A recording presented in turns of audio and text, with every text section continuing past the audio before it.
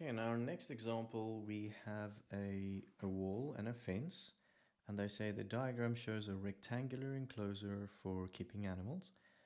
There's a fence on three sides, so the blue is the fence, and there's the wall, the black is the wall, and they say the total length of the fence is 50 meters, and basically they want to know what's the maximum area to, for this enclosure. So should I have very, very small y and a very wide x, or maybe a very narrow x and a very long y, or is there like a middle ground in between?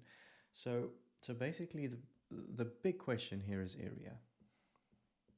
So if you're going to look at obviously these questions are staggered and they're helping you, but in an exam, it's probably not going to be staggered. They'll just say, hey, find the maximum area, and you're kind of left on your own.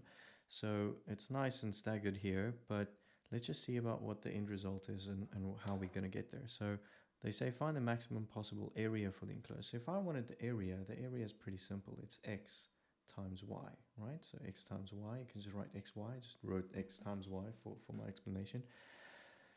But to find this area, the problem is I have two inputs, and that will give me the one output. And all the deriving and the functions and stuff we've done, we usually used to having a function, let's say f of x, and everything is x's, x squared plus, let's say 3x minus, 2 as a constant. It can even be a plus x cubed or something.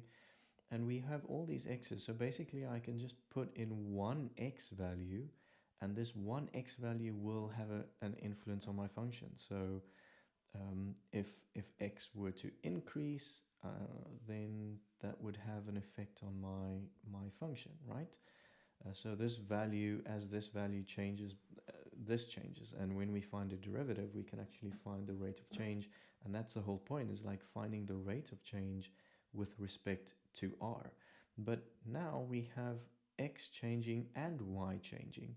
And that is kind of the problem for us. So whenever we have these types of problems, we need, it's basically like simultaneous equations, but just on steroids, because we're going to have to find some way that this x and y has a relationship with each other. And the thing that helps us in this case is actually the fact that this fence can only be 50 meters wide or long. The 50 meters actually restricts this so that x and y is always in a certain,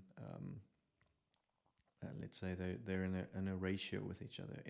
If this 50 were to be unlimited, then obviously then the area would be unlimited. Or if this 50 changed to 100, then obviously then our area would change. But it's because of that actual restriction there about the 50 meters. Anyway, let's express y in terms of x, as they said, and the reason for that is because we actually, if we can express y in terms of x, then I can replace this y, and I can have area as a function of, of only x's, right? So in y in terms of x, in the first case, if I think about this length is going to be y, and that length is going to be y, and this length has to be x. So 2y plus x is actually going to be 50. And that's the restriction. But I have to make y the subject. So 2y is going to be 50 minus x. And y is just going to be 50 minus x over 2. And now I see that, wow, I have this thing. Let's just put a little block around this. This is actually going to have to go in there. And if I do that, then I see, wow, area is written as an expression of x's only. And it's very similar to this kind of thing. And then we can derive it and we can do all kinds of tricks with it. And that's actually what we're exactly going to do here. They show that a is half x 50 minus x or whatever. And we're pretty much just substituting. So we'll do area, or a in this case, I just wrote area, is x times y. And that means it's x times this whole thing of 50 minus x. Now I'm just going to split this, or have to get to there. What will be easier? Yeah, I'll just do this. And I'm going to, how will I get there? I just want to take out, I'm thinking what's the easiest way to explain this now? I should have probably thought of this before the video. Okay, so let's just do x. I'm just going to show this. If this is going to be same as half times 50 minus x. Okay, so if you're wondering how is that possible, if I had something like, let's write something like 4 over, not 4 over x, that's not going to work. Should be x over 4. So x over 4 is going to be the same as a quarter x. I basically just took this number at the top, or the variable, and I just shifted it to the back. So in the same way, if I had, let's say a plus b over 3, that would be the same as a third times a plus b. And that's exactly what I did here. So I have two numbers over 2, but dividing by 2 is the same as multiplying by a half. And then I can see there all they did is this is multiplied by this is multiplied by this. So they just took this outside and we got a half x times 50 minus x. Pretty simple. I guess there are other algebraic ways of doing this. You could probably split this over to say 50 over 2 minus x over 2 and then multiply the x in and then, I don't know, do some other tricks. But this should be fine because x times the half times this whole bracket is exactly the same thing. Cool. That was a lot of talking. But now the thing is we have to find the maximum area. And because we have this area now as a function of x, we can actually derive this function. So dA over dx. So we're trying to find how much a is changing when I change x, because if I make, again, like I said here, if x changes a little bit, then a will change. And then we're just deriving, and how am I going to derive this? This is the easiest method would be just to split these.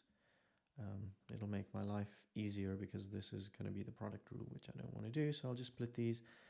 Distribute, and half x times 50 is going to be 25. Half times 50 is 25x, and then minus x, a half x times x, that is going to be x squared. It's actually a half x squared, half x squared. Okay, and now, oh wait, that was, I didn't derive yet. I actually just rewrote the formula. Sorry about that. Just expanded the brackets, and now I can derive. Let's just do dA over dx, and then that's going to be 25, and 2 times a half will just be 1, and then there will be an x left. So basically it's just 25 minus x. I'm running out of space here, so I'll just maybe take all of this out. There we go. A little x. So our dA over dx is 25 minus x, and basically they're asking us to find the maximum point or the maximum area. So we're looking for a stationary point, so I'll put that equal to 0, and then x will just be 25.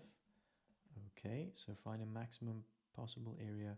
So I know now if x is 25, this will be my maximum point, and the value of x in which this, find the maximum possible area and the value of x for which this occurs. Well, basically we needed to find the value of x first because we needed the value of x before we could find the maximum area. So we got, that's why I was confused now. I'm like, find the area and then find x. That doesn't make sense. So we found x first, and now we have to find the maximum area, but I know that x is, well, 25. So I can put 2y plus 25 is 50. So 2y is going to be 50 minus 25, which is 25. So y is going to be 12.5. So in order to find the maximum area, I'm just multiplying x by y. So that's 25 times 12.5, and that's going to be 312.5. Cool, so we found the maximum area, and the big thing here is that you have to know that we can't just work with x and y. We need some additional information so we can have this kind of let's say that the simultaneous equations, like we have two equations so that we can write y in terms of x's, so that we can eventually have a function with only x inputs, so we can derive that. And all these are going to be kind of done in the same way.